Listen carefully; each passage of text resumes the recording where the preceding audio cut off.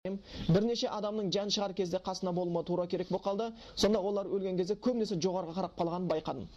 Көп жағдайда жоғарыға қарап қалады. Бір нәрсені көргенде көзі жоғарыға сүзіліп барып жан тапсырады. Көп жағдайда. Бірақ пайғамбардың кейін хадисін оқыдық. Пайғамбарымыз хадисінде жан алатын періште адамның бас жағынан келіп отырады деген екен. Бас жағынан келіп отырады. Одан кейін және бір көрген нәрсем, көп адамдар тіріден олай қорықпайды, өлгеннен қатты қорқады. Мысалға бір адаммен, тірі адаммен бір комнатта, бір адаммен, екі адаммен, үш адаммен бірге жата береді. Ал айтсаң, мына өлікке түнде мышықталып кете ма, сен осы бүгін осы өлікпен бірге түнеп қайт десең, біреусі түнемейді. Бұл өліп қалған, сен тұрмайды. Қарып тұрып қылғындырады деп тұрсың ба? Бітті оның. Жүрегі де, миы да ештеңе істемей жатыр. Бітті өліп қалған сен. Ой, қош, жүрегім нашар еді, анау өзім бір кішкене нашарлау қорқатыным бар еді. Деп бәрі қашады. Бишара өлікті холодильникте салқындатқыш қосып қойып, терезені ашып қояды да жаң жүзін қалдырып жауып кетеді. Тура сол біреуді бастап жеп қоятын сияқты. Бірақ өлген адам бітті шаруасы. Ештеңе істей алмайды ол. Бірақ не үшін қорқатын? Бір себептері де бар. Өйткені ол өліктің көбінесе көзі ашық қалған кезде оның көзінен қатты қорыққанның белгісі қалып кетеді екен. Сол қорыққанның белгісі маңайына қорқыныш салып тұрады. Өйткені жаны шыққан.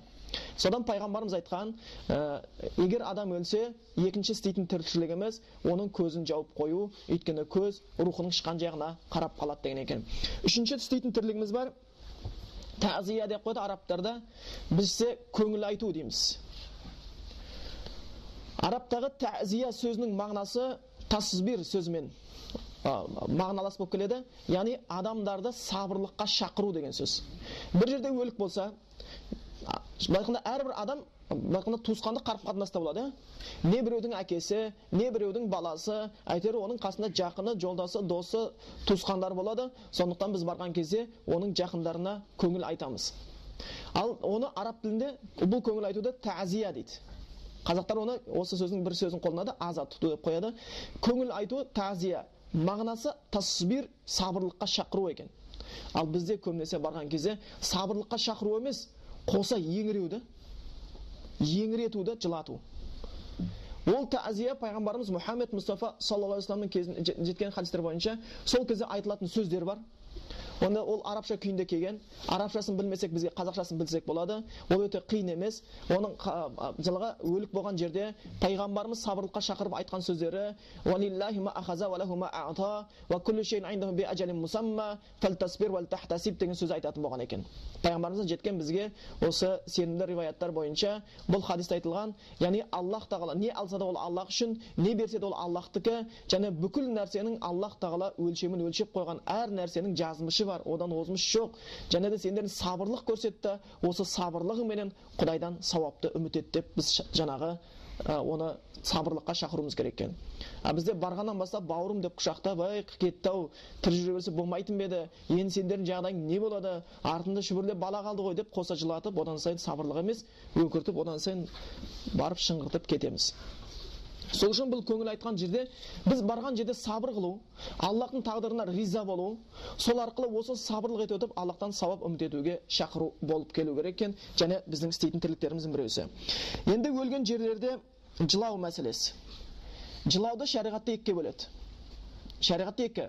Бір жылаудың түрін букаур рахма дейді. Яғни мейірімнен болған көз жасы. Жылаудың екінші түрі бар.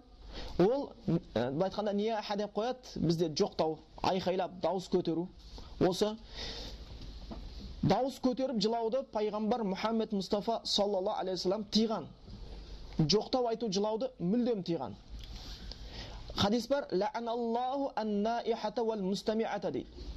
Аллах тағаланың лағнеті болады жоқтау айтушылар мен сол жоқтауды тыңдаушыларға деп кеткен. Жоқтауды айту былай тұрсын, жоқтауды тыңдаудың өзіне лағнет болсын, қарғыс болып кетсін деп кеткен хадис бар. Енді және де мысалға екінші бір жылаудың түрі бұл букаур рахма деп келеді. Бұны шариғатта рұқсат беріп кеткен түрі, ол жаңағы адамның бір қимағандығынан көзінен жас шығуы.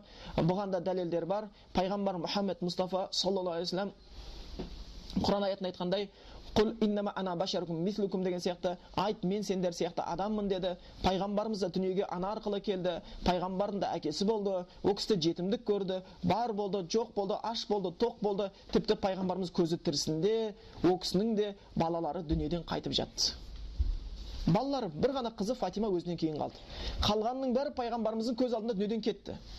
Яғни оның да адам баласы, ол пайғамбар болса да еш нәрсені өзгертуге шамасы келмейтіндігі, оның да Аллахқа мұқтаж екендігін көрсетеді екен.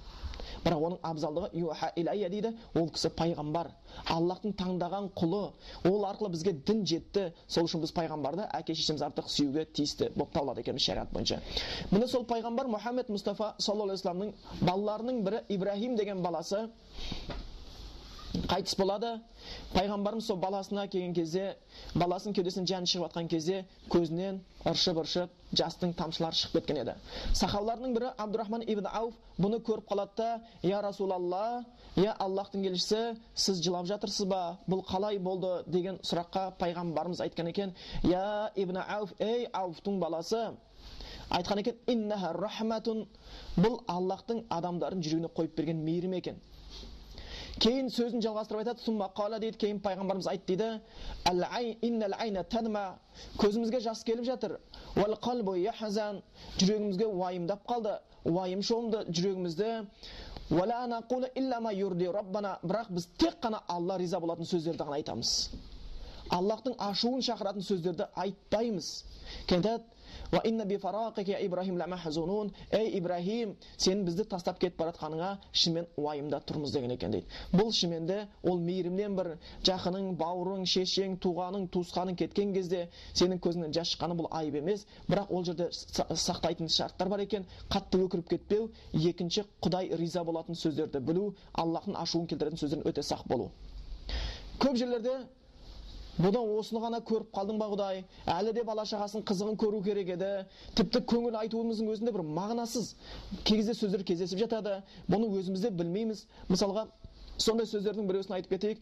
Барған кезде, көңіл айтқан кезде біз айттық қандай сөз айту керек екенін, барған кезде айтатын, көңіл айтатын сөзіміз не екен? "Валиллахи ма ахаза ва лаху ма аата, куллу шайин индаху би аджалин мусамма", не нәрсені берсе де ол Құдайдікі, не нәрсені алса да ол Құдайдікі, Құдайдың заты. Бүкіл нәрсенің Аллах Тағала өлшемін сызып қойған, ол өлшемнен артық кете алмайды, одан артық өмір сүре алмайды. "Вал тасбир вал тахтасиб", сен сабырлық таныт пенде ретінде, Құдайдың құлы ретінде. Сөйтті Құдайыңнан сауап үміт ет. Аллах Тағала сауапсыз қалдырмайды. Былай сабырлық көрсеткен пенделерді айтымыз керек.